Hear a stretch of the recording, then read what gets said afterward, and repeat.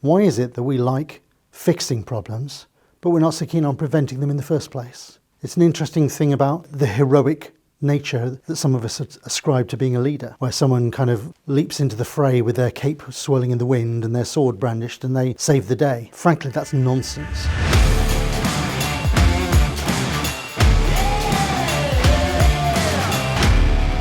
A colleague of mine, Sam, was just telling me about an article that's been in the press today in various countries, particularly in the States, about prevention and cure, looking at it from a medical standpoint, and how there's often incentives and greater recognition for curing something than there is preventing it in the first place. That's quite an interesting mindset thing from the point of view of any of us as leaders. Probably the best kind of leader for today and tomorrow would actually be the calm, kind, intelligent one that sees problems coming further up the road and makes sure that we don't reach them. Doesn't score many brownie points though, and it doesn't make good headlines, and it doesn't usually actually attract a vast amount of extra kudos or money. So that's a problem for us, because I think it's also one of the reasons why we're still struggling to get a decent sized proportional representation of women at board level, because this is a very macho view of what leadership is all about. It's all terribly heroic and charismatic. What we need is level-headed, calm thinking, making good decisions way ahead of the game in order to make sure that we end up in the right place. So I think it's worth all of us thinking about that,